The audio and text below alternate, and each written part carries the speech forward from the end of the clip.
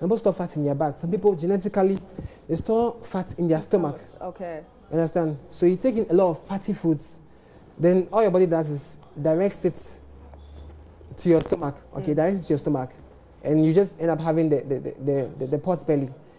And to get a flat belly, it's not only diet. Okay. You need exercise. Like you need exercise. Okay, you can't kid yourself and say, I'm just gonna eat healthily and lose the belly fat. Okay, the exercise really helps. But then generally exercise, if I don't want to exercise, personally I hate exercising. You hate exercise. But then I can try and attempt to eat healthy. Healthy, yeah. And then so if I try to eat, you know, the right stuff, reduce my calories, will that not help? It will really help. Yeah. Okay. It will bring the belly fat to an extent. Okay. Okay. Your stomach is a muscle. Yeah. Okay. So now that muscle needs to work. Other than that, it's just adamant. It's just idle. You get it. So you need to exercise, and exercise is not only for weight loss. We don't exercise only for weight loss. We exercise to improve our health generally. Okay.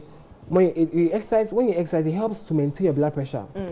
Control your blood pressure, because you know when your heart beats the blood to your feet, okay, the blood can stay there if nothing brings it back.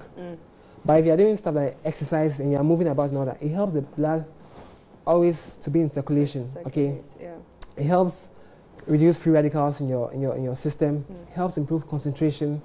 Like it does a lot of things. So exercise is not only for weight loss. For those who even have healthy weight, you have to exercise, because in the future, when you start getting very busy, you start having kids and all that, the exercise you did in the past is what will pay, you know, will compensate for the inactivity that you experience in your daily lives. Exactly. So life. The Hamatan is here.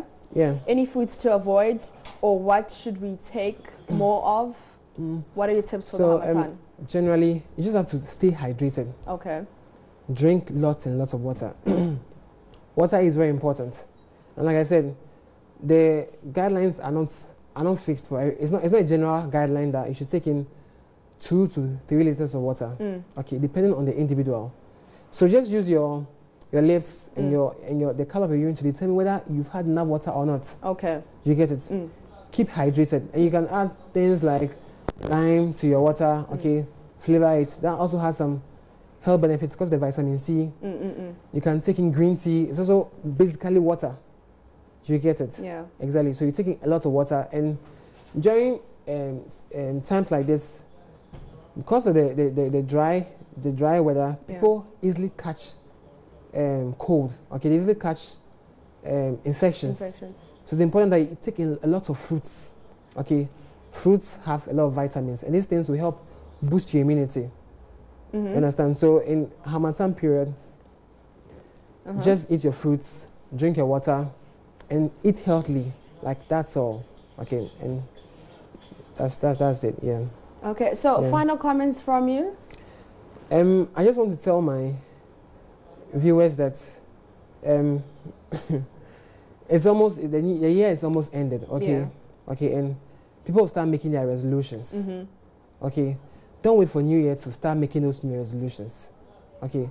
All over the world, people celebrate their birthdays on every day. Yeah. Which means that every day is a new year for somebody. Okay. Okay. So if you've made a mistake today,